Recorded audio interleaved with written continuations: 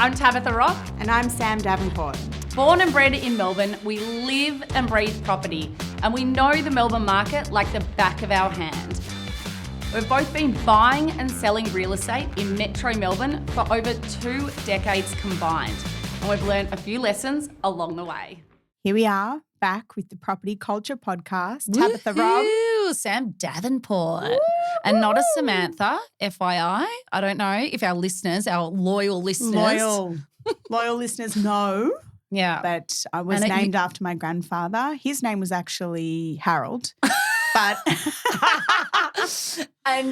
was just also Sam for so some reason. Classic when you're a selling agent, and even now people call up expecting a bloke. Every time. Every single time I answer the phone, Sam speaking.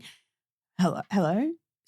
Is this Sam? Yeah, I just told you that. Yeah, it's not Samantha. And stop referencing her as Samantha. And it's not that crazy. I know. That's the other thing. It's just not that wild. And I'm not named after Bewitched, just to clarify that. Yeah, Tabitha, everyone says that. Yeah, were you before, or do they say to you like, can you wiggle your nose? Yeah, they say that all the time. No, it's not a party trick. It's never going to happen. Yeah, anyway, maybe you should learn. I would learn. I don't know that that's a skill I can teach myself or I care to teach myself. No, I know. I'm joking. Story time over. I'll tell you what you can teach yourself how to do though. Invest in property. I thought you were going to say manage your own property. And I was like, do not. No. Run. No, do no. not Like buy property, invest in property, rent it out, succeed.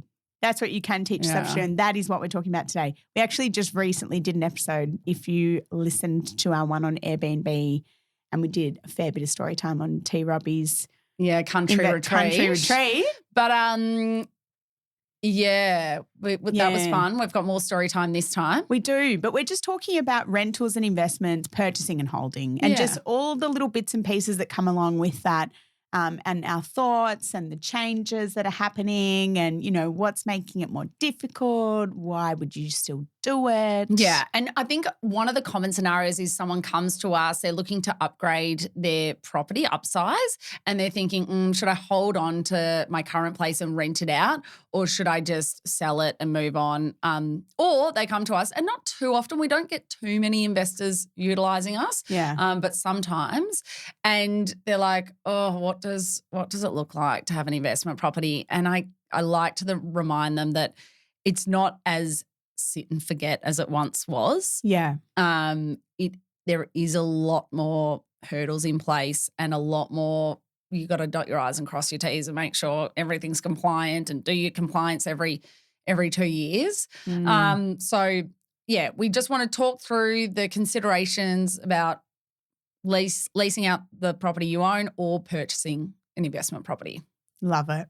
Love it. And obviously talking from personal experience. I know. Well, and this is why I'm a little jaded about the old investment property. So I've got an investment property that I had some lovely tenants in for sort of 5 years. They're always a little rogue with paying their rent. We had to take them to VCAT a few times just to get them to pull their socks up. Worked for about 5 minutes and then they were back slack on the rent. Anyway, I did get to a point where they were probably a couple of months in arrears and we just could not get them to pay. They weren't doing anything. Anyway, took them to VCAT for a third time. And look, I don't like to kick anyone else out of their home. They had a child there, but also, you know, I got bills to pay. Yeah. And like, if you're not doing the right thing by me, you got to go. Yeah. And I hadn't put the rent up in a long time.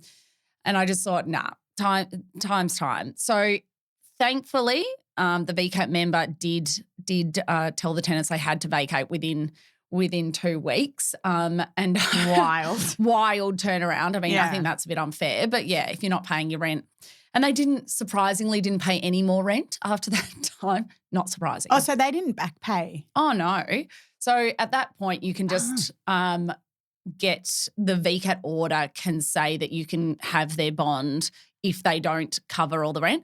Sadly, the bond only covered about a third of what they owed me.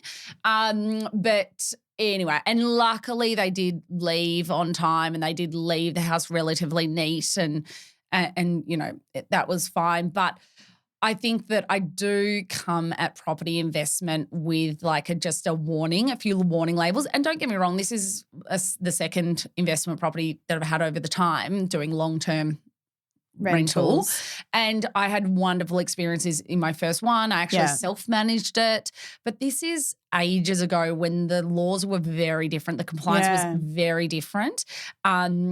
And it was, although I did get a request from him to like, because he saw my tenant at the time, saw a few spiders for pest control to come out, which when you're self-managing, you sort of have to, you know, can't push back because you want a good relationship with the tenant. My hot tip for this podcast episode is not to self-manage. Why is that? Oh, I feel like I'd be so inclined to think, I'll just do it myself. Well, funnily enough, I had a conversation with some clients recently who decided to upsize and hold on to their previous apartment, and they thought about self-managing. And I just said, there's just too many compliance things you need to be across. Like, I'm surprised that half the property managers are across it because the rules keep changing. I mean, they've just introduced these major changes about what your investment property needs to have as a minimum standard. I mean, things like a shower head with a 3-star water efficiency rating being one of them. Like, okay, cool. Well, if you don't know that, well, like,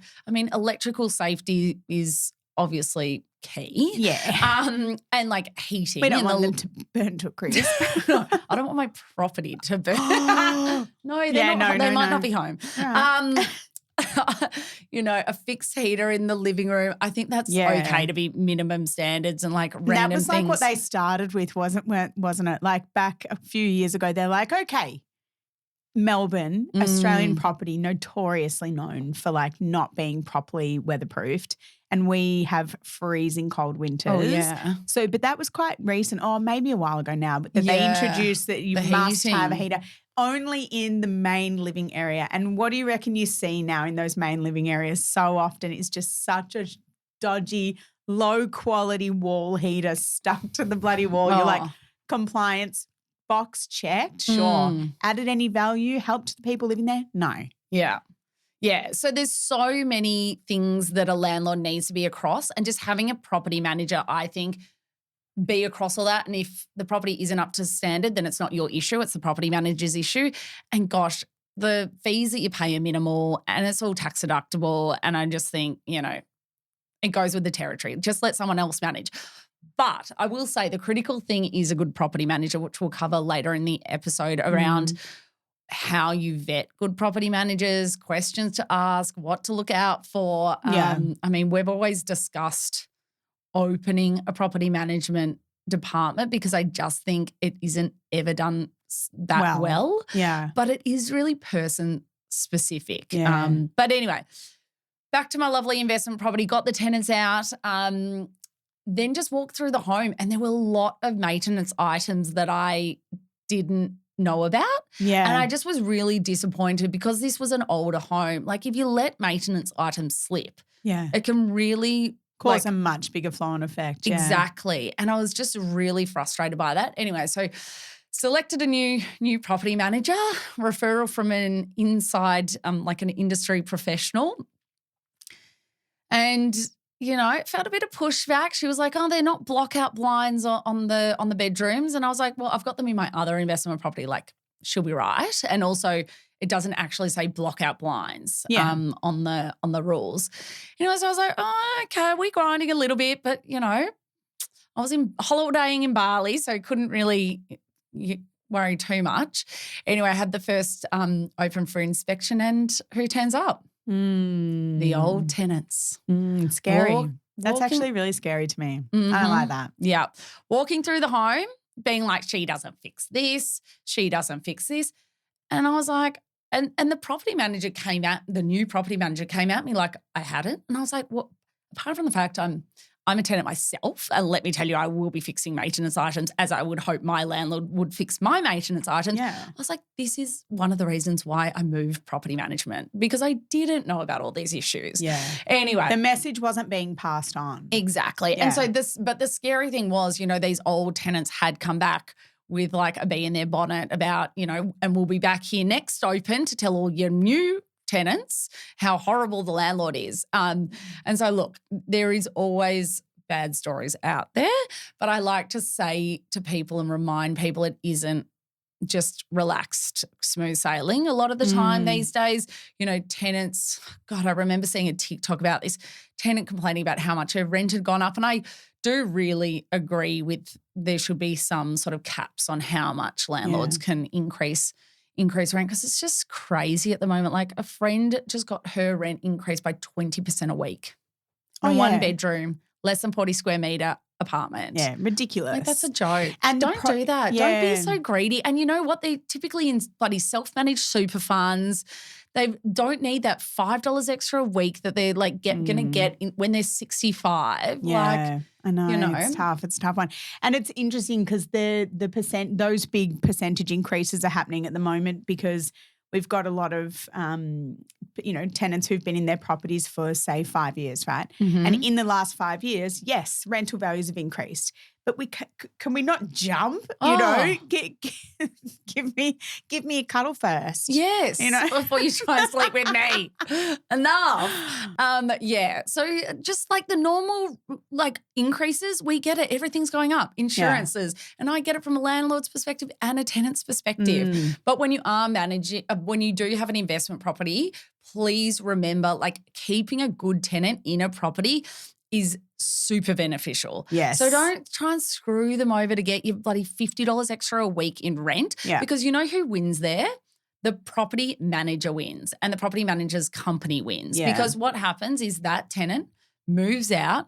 You have to pay a new letting fee. You probably have maybe 2 weeks of vacant property, 1 week, 3 weeks, I don't know.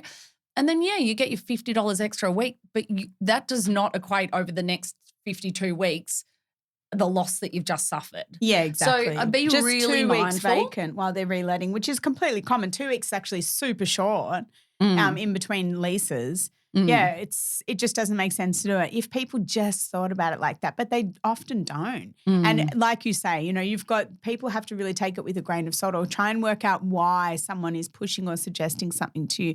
How are they benefiting? Just to ask questions. Yeah.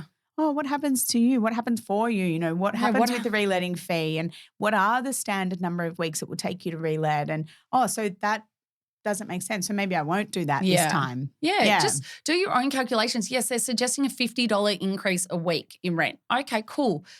Well, thanks for letting me know, but actually I've done the calculations, and if this tenant moves out, I'd prefer them just to stay in there. Yeah. And you know what? Good seasoned property managers will say, don't screw this tenant over. Exactly. Just do a small increase to say everything's increasing. Yeah. But just try and keep them in the property and keep them happy and keep them happy. Yeah. Keep everyone happy. Yeah. Because the insurance companies are not keeping us happy with their bloody 20% increases in premiums. But don't forget, when you do have an investment property, you do need both building insurance and contents and rental payment cover. I don't know what the technical term is that. Yeah. But there is 2 different policies you need. And sometimes building insurance cover is covered in your owner's corporation fee. So if you're part of a block, you may not need that component. Yeah. But that's definitely important. Selecting a property manager. Yeah. Let's talk about it. We help our clients do this a lot. Yes. If ever and whenever we do buy for investors, part of our process is that we then engage with a couple of local or not, which is what we'll get to, property managers who come in and basically submit for the business, give us an idea on what they think it's worth. But we have way less than a handful of property managers across Greater Melbourne who we will recommend our clients work with, and that's a problem. That's a very low number considering how many people work in the industry. I have literally 2 who I'll refer to, and every time I call them, would you go here? Would you go there? They're like, okay, it doesn't really matter how far away they are from it. If they're going to be doing their regular inspections. Yeah. And I think that's a key point, Sam, that when we say sell your home with a local agent, sell your home with a local agent. When we say manage, get someone to manage your property, they can be Anywhere. 30 minutes drive away. Exactly. It does not matter. They just have to be good. And that's why, disappointingly, that new property manager that I tried to engage with is the owner of the business, which I thought would have a better relationship. But it does come down to the person. So we often have companies approach us to work with them and refer them our investors, but we're like, but who's going to be managing what's the turnover of your staff? And I think these are the questions you need to ask when you're interviewing a property management firm. Like, okay, well, who's going to actually, like, are you just a leasing person or are you going to be the manager? How long have you been working at this company? How long have you been in property management? Like, how do you see the job? Is it like, you're working just for me or you're trying to be the mediator or because it's really important to get they're make or break. They're definitely make or break. But it's a tough industry to work in. So property management as a job is like not easy. Ugh. And it's no wonder why they have such high turnover. Like what is expected of them? And they're the middle person between two sides who generally very generally speaking, are only in contact with them if there's a problem. Mm-hmm. So they're just consistently helping people navigate issues day in, day out. And oftentimes because it's usually over the phone or over email that they're contacted, not face-to-face, people are rude to them. Yeah. So then, I can understand why people don't want to stay in that job. I never wanted to do that job on purpose. I knew it wasn't something I wanted to do. So it's not easy to find people who are happy to continue working as property managers. And when you do find them and, if they are out there, I mean, you are worth your weight in gold. Mm-hmm. So you sit down with your bosses every 6 months and you get that increase. Because you deserve it.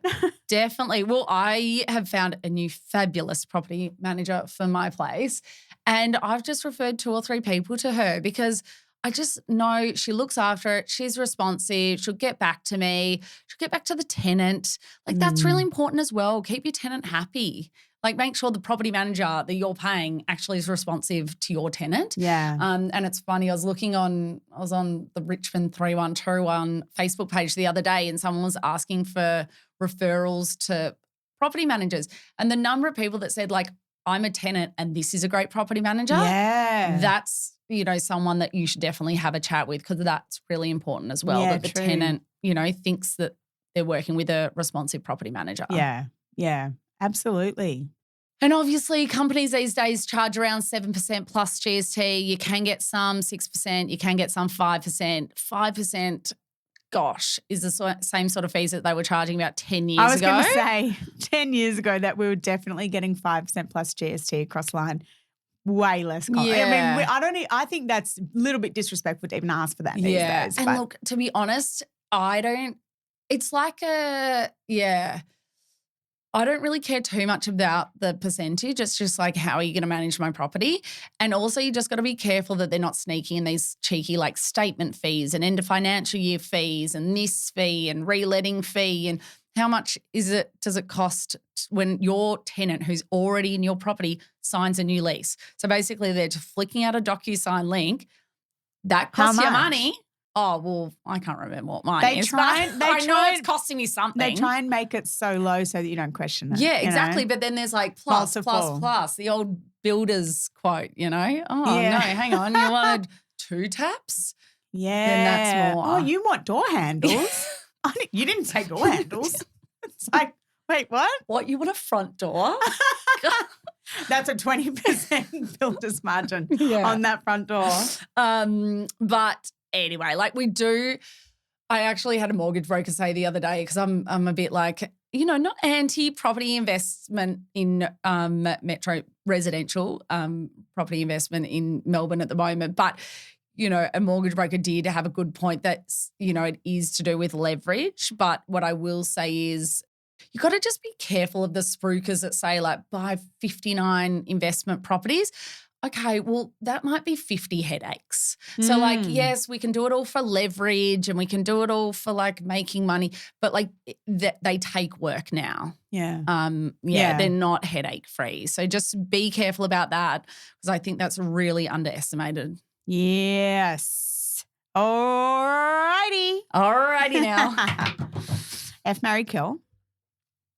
Self-manage. I know, we know. If anyone just had their ears open during that, we know the answers to this. Oh, okay, tenant pays on time every month in, month out. You'd never question it. But they trash the house. Like they live in filth or they leave it in filth. They live in filth. Live in filth. Like the routines are gross. The routines are gross, which causes problems over time. True. Or tenant never pays on time, but every time you go and do routine, they're like adding value to the property.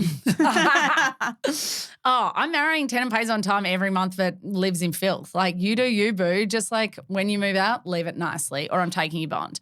And then I'm effing the tenant never pays on time but adds value. But I don't love that either because their idea of add value and my idea of add value, like they might like roses on wallpaper and they see that as adding value and that's not my version. Yeah. But, you know, I don't know.